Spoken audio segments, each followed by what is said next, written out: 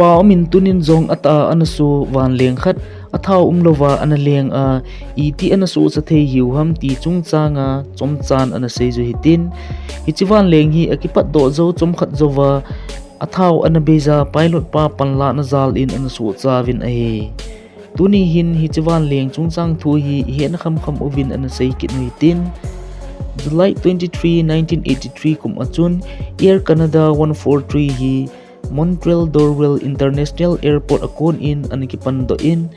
asunga to mi som gupliko ahiu in amola achun mi som anakitong khawin crew member mi gi to ahivin ahe amo hi Edmonton International Airport a chidinga ki go flight khat chu anahi in Lacy na hin fly a to ding nom in mi asang azan ticket akika jing in ato jing in ahe car ho hi hen garineo bike scooty ho hi athau abe ting le olpom ho a kon agam hlat jong le olpom anai pen a hi lo le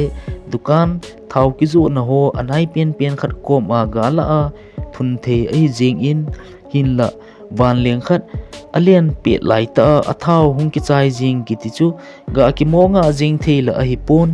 ama ki nga na ding achun special runway mun ong a hi lo le ama airport ki nga na thei khat chu ngai te za ahin hin la Canadian flight 143 ki ti hi alian do zovin athau be ain he do ovin anahe fit sang som nil khat vel a leng sang anahitan alon jila tapon kile ki theila ahi kit pon athau ahin be phan achun power supply ho jong ahin boi pantan emergency a pau pi ding ati jong le ai thei tapon van leng chu aden zer le tan ahi hichi fly hi I ati le thau ling lova ana thei jam ti aban ana ngai ju hitin fly hi Edmonton a kon Montreal Dorwell International Airport ahung leng in Montreal Airport achun flight chu check ho abol ovin servicing zong anabol thavin ahe hichi phat lai je hin thau het na ho hi upgrade anabol lai ju ahin gam tina thau ho het na ho hi an upgrade lai ju ahi ji chun Canada Airport ho azong hi hata in airport zo si a upgrade chu anabol ovin ahe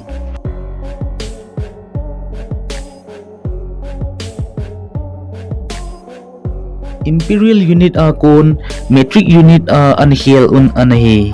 thau hi 45% bo anheng ahi le ichi flight 143 hin to seat na chu anatu lo anhin flight crew member ho hin adan ta chu flight ho hi hoita avet suidiu anhin amon jong azowa ki seita a anati je uchun thau chu VCC lavin confirm anapita vin ahi le flight chun hiti chun angai na bang in take off ahin boltan sang som li lekhat vel sang achun ahin leng tan ahi le pilot pa chun signal khat ahin mutan ichi chun ipi avet sam ite flight leaf engine chun na atong tapoi leaf lang engine chu achi tapoi ti sign anahi in ahe hiti chun pilot pa jong alungim pantan iti leaf lang engine chu chilowa hung jing theham tin analungim le jing tan anahi flight chu leaf engine chelo phat achum control system ho jong aboi pan in emergency landing ti lovin adanga anahi thei tapon ahi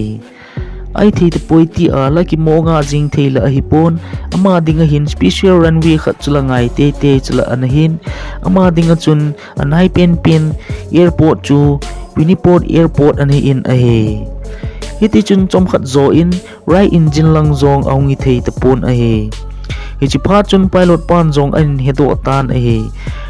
pen boy ji a thil so ahi pon thau akichai ji a thil so ahi ahin mando tan ani 41,000 feet sanga lenga anahin a turbine ho zong athau akichai ta ji chun ai dingbang ta in anachi thei tapon a light ho zong khatcha achi ana tapon a hi le control room a ho ko ma zong signal api thei tapon communication ho zong khatcha ai thei ana tapon anahi hin la thau hi zong le awang phan khat uchu speed hat ta chi a hi ji chun huijin neu khat turbine chu anaki pesa in hin la operating system ho chu a born in wang man thejin ana umdi pun neu khat chu ana chi thejin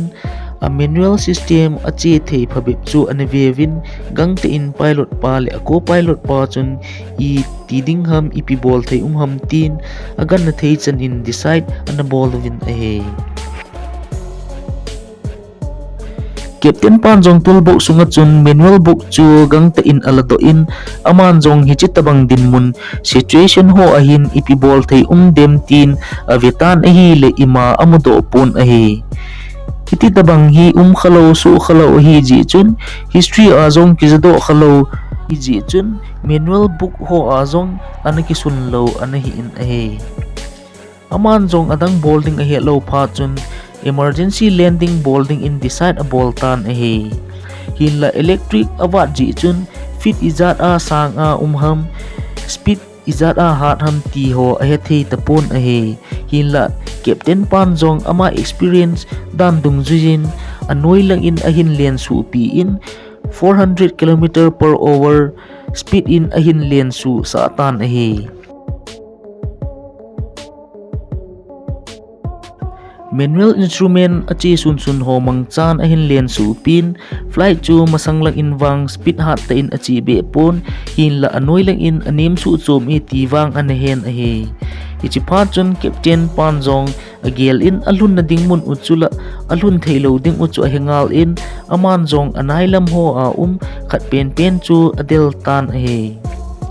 aman jong gimli airport kiti na mun chu ahin target tan hichi airport hi niaw cha ahin masang nga na anato na mun khat a hi ji chun an hen hin la hichi airport chu car racing ading in an hel tawin stadium an hi ta ji chun car racing zong an ball win mi tam ta in zong an vevin an he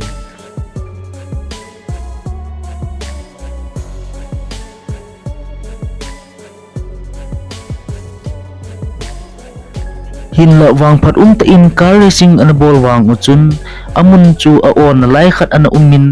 aman jong hoi te in a hin ven a on lai chu a hin bolu pi tan a hi le amalang kang chu hoi te in a hi ding bang te in an thei te pon ai aji chu light hoi ima chi lo a hi ta ji chun amalang kang chu a hi ding bang te in an thei pon a he aman jong hiti chun anung lang break aman in ahi le tul achun aki tol khu cheng in na in anaki kham in ahi iti ham khana amalang kang chu anapha hen lang hi le mi pila chu abolu te ding ahin asi jong chu am ho ding in an phatlo khatan ahi chizo chun pilot te ni chu punishment niaw sa an piwin sagup sung terminate an ball win hin la amani panla na zal le chi na thep na ji achu so cha the a hi ji uchun e wat ana pikit un an ki pa pi le jing un a hi sagup zawin excellent airmanship award ana ki san lot in ana join sa ki tawin a hi chom khat zo in flight jong chu asim pakit un service ana bol pan kit tan a hi tuni adingin chanhin ana chai kit no hitin ama sa pian na hi a hi le lungsi ten subscribe ni bol pi in lang aban video hong kit ka sin ibon sa vin patin in e umpizing tahen kikipa